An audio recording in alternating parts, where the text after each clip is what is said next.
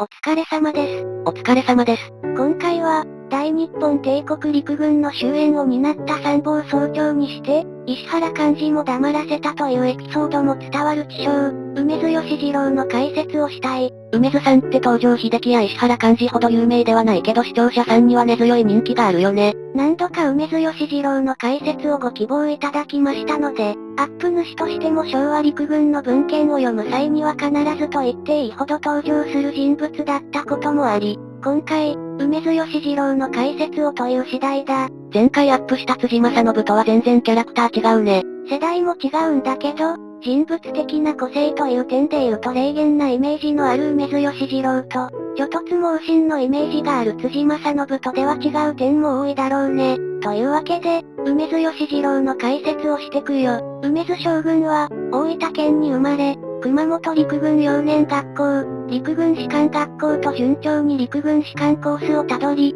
陸軍士官学校は卒業順位7番で卒業している。陸士をその順位で卒業すれば将来は安泰かな。この点は諸説あるんだが、大日本帝国陸軍、これ以降は帝国陸軍と呼称するが、帝国陸軍で出世を志向する場合、典型的な跳躍台は、陸士ではなく、陸軍大学校だった。少年が入学して男だらけで厳しいが青春時代を過ごす陸軍士官学校と異なり、陸軍大学校は、戦術教育を中心にした召喚や参謀を養成する幹部養成課程であり、この陸大で優秀な成績を収めるのが最も出世の早道だったから、陸士の成績はまだまだ逆転の可能性もあり、陸士で優等だったから出世できるという構造ではなかったらしい。陸士を無事に卒業した梅津将軍は、そのまま部隊勤務を経て、陸大に進んで陸軍中央官画の勤務にまっしぐらと思いきや、とてつもない実戦に投入されることとなる。とてつもない実戦って何？日露戦争だ。辻正信と全然世代違うね。しかも、日露戦争の戦後派である辻正信や、戦争には派遣されたが日露間の大きな戦闘は全て収束していて実質的には日露戦争を体験できなかった東条英機とは異なり、梅津将軍は、陸上戦闘で日露の支流を決した奉天海戦に青年将校として参戦するなど、日露戦争を実質的に体験できた最後の世代に属する軍人だった。その時系列は重要なの？帝国陸軍内の派閥構想やグループ対立の要因を解き明かす一個の要素として重要と考える。すなわち、昭和陸軍の派閥構想やグループ対立は複雑を極め、陸軍内部の派閥関係の調査を命じられた官僚や海軍関係者が辟易するレベルだったと伝えられるが、その派閥構想やグループ対立を生じさせた要素の一つに、日露戦争と第一次世界大戦という二つの歴史的現象がある。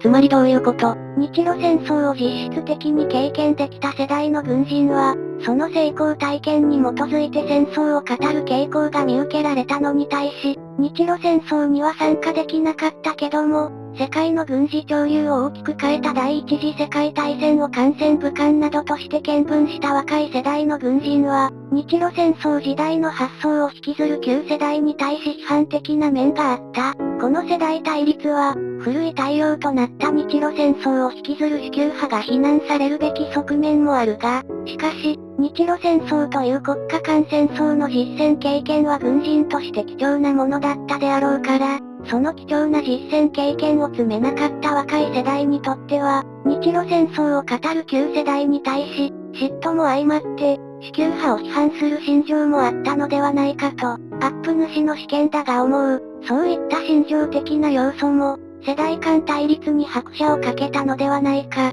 その点、梅津義次郎は日露戦争派と第一次世界大戦派のちょうど間に入りそうな世代だな。日露戦争で負傷しながらも無事に帰国した梅津将軍は、先ほど言及したエリート登竜門、陸軍大学校に入学する。無試験で入れるの？非常に激しい受験競争が展開される学校だ。筆記と面接の2段階で交差され、特に面接は陸大教官を務める複数の軍人らが、戦術や兵器などに関する設問をその場で受験生に与え、即興で自説を述べさせた上で、当該自説の根拠や欠点を詰めまくるという苛烈なものだった。自説を押し通せば合格するのかな？必ずしもそうではなく、筋が通っている指摘が教官から放たれれば、受験生は自説にこだわらず冷静に自分の意見を修正することが望ましく、またその逆なんだが、教官が引っ掛けで筋の通っていない指摘を放てば、受験生は自説を堅持する姿勢が望ましいという、どうやって訓練するんだよと言いたくなる臨機応変な対応が求められたそうだ。霊厳な司令官のイメージのある梅津義次郎ならクリアできそうだ。無事に陸軍大学校に合格した梅津将軍だが、卒業時、梅津将軍は首席で陸軍大学校を卒業するという栄誉に預かる。誰を抑えて首席だったの？ 2 番手は永田鉄山だった。統制派のビッグネームじゃないか。永田鉄山を成績で超えたのは驚きだ。後年は軍務局長時代に暗殺されてしまうんだが、永田の前に永田なし、永田の後に永田なしとまで称された永田鉄山より陸軍大学校の卒業順位が上だったところ、自らの功績や順位を積極的に語らず、後年にも回顧録等を残さなかった寡黙な軍人たる梅津将軍の人間性を垣間見る思いだ。陸軍大学校首席卒業により、梅津将軍は参謀本部勤務を経て、欧州留学の特典を得ることになる。そして、これも幸運と言えようか、欧州留学中に世界的な事件を梅津将軍は見聞することになる。世界的な事件とは、第一次世界大戦だ。国力の全てを捧げ、戦車、航空機、毒ガスなど、人類の戦争形態を大きく変えることになった第一次世界大戦を実際に見聞できる立場にいたことは、軍人としての梅津将軍にとって大きなメリットだったと想像される。さて、欧州留学を終えた梅津将軍は、再び参謀本部勤務、そして陸軍大学校の教官を務めることとなる。教育者として梅津義次郎はどんな評価だったの？好意的な評価が多く、特に、梅津将軍は、教官としての模範解答を学生に押し付けるよりは、学生が自ら考案するよう誘導し、教育をする能力に長けていたそうだ。この点、世代は若干違えど、冷静な梅津義次郎、直情的な東条英機という比較でよく語られる両者の事例を紹介しよう。陸大時代より少し先の話になるが、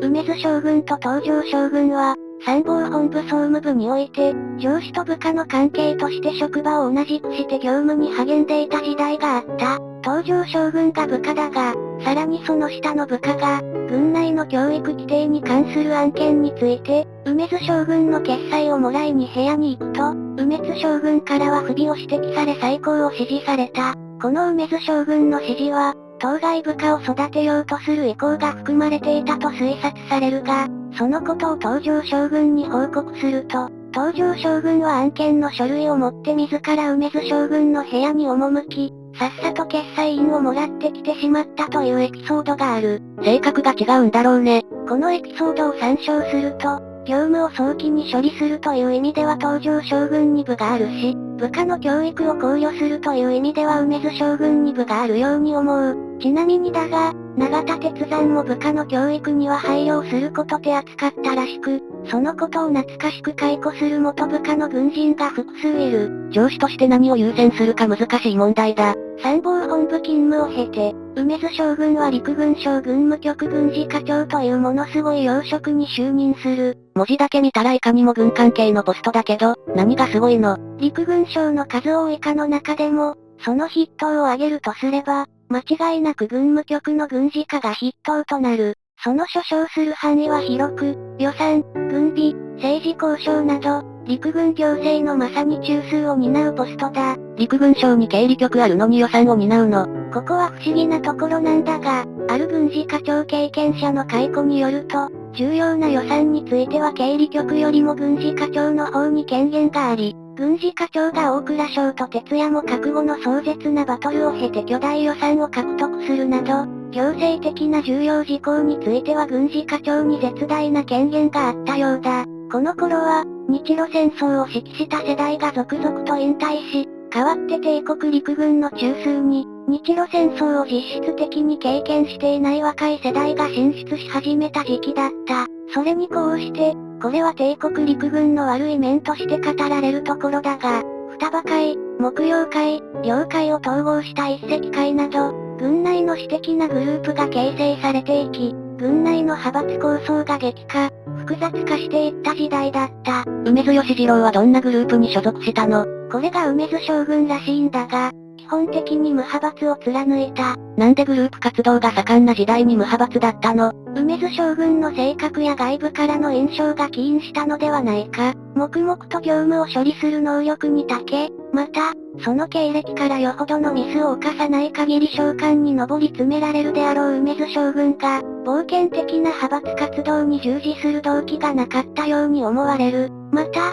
寡黙ゆえか何を考えているか悟らせない梅津将軍の傾向からして、集団で熱くなって会合を繰り返しているグループ構成員からしたら、梅津将軍はなんとなく誘いにくい雰囲気があったのかもしれない。梅津義次郎が風貌でグループ活動の非を冷静に説いたら、解かれた側はグーの音も出ないだろうな。梅津将軍の進化は、帝国陸軍の動乱に際し、冷静な実務家としてこれを収集した実績が多い点にある。梅津将軍が参謀本部総務部長時代に着起した満州事変では、慎重方針を取りながらも関東軍を投与できなかった陸軍中央により、慎重方針を貫徹できなかったが、梅津将軍が名を挙げたのは、その後に起こった国内での重大事件だった。国内での重大事件とは、226事件だ。同事件は、東京に駐屯する第一師団の青年将校らが首謀して、首相、増将、身内であるはずの陸軍教育総監、宮中の要職である内大臣、侍従長らが、陸軍部隊に襲撃された事件だ。改めて見てみると、大事件だな。同事件では、特に行動派の将軍らが、事件を起こした青年将校らに同情的で、一時は決起部隊の行動を容認するかのような文書を発するなど、後年批判される動きもあった。帝国陸軍の軍人はみんな同情的だったのかな？完全と決起部隊の討伐を主張した軍人らもいた。有名なのは、満州事変の首謀者にして、天才と言われながらも個性あふれる性格で敵も多かった逸材、石原寛治だ。石原寛治は、決起部隊の討伐に逡巡する老年の将軍を怒鳴りつけ、空爆の手配まで行うなど、守備一貫した討伐方針の人物だった。さらに、梅津将軍は事件当時、仙台の第二師団長だったが、梅津将軍も東北の要衝において、決起に動揺する陸軍中央に対し、早期討伐を打電したというエピソードを残す。統制派が行動派の駆逐のために討伐を主張するのは心情的な要素もあったと思うが、梅津将軍は冷静な判断だったのかもしれないね。同事件は首都東京で軍隊と軍隊が衝突する場面も想定されたが、青年将校らの投降と兵士らの現隊復帰により収束した。行動派を対象の中心とする祝軍人事が吹き荒れる中、決起に動じず早期討伐を主張していた梅津将軍は、再び陸軍中央に栄転し、陸軍省の次官に昇進する。しかし、その能力の高さゆえか、無派閥という属性ゆえか、この後も梅津将軍は帝国陸軍の起こす数々の事件に際し、事後的な取り計らいを依頼される運命にあった。長くなったので、前編はここまでだ。さて、以上の通り、梅津義次郎の解説の前編をしてきたが、大日本帝国陸軍の軍人を中心にした本チャンネルだけでなく、ナチスドイツ国防軍や大日本帝国陸軍の戦車、突撃砲、高射砲、対戦車自走砲などを扱っている、飛行情報号というチャンネルもやっているので、概要欄にリンクを貼っておくので興味のある方は秋田号のチャンネル登録だけでなく、飛行情報号もご覧ください。画像の動画は、ナチスドイツ国防軍が、1号戦車など機銃を装備した戦車部隊を中心に、ポーランド軍を世界が驚く速さで打ち破ったポーランド戦役の解説をした動画です。ここまで見てくれた人、ありがとう。秋田号と飛行情報号のチャンネル登録をよろしくお願いします。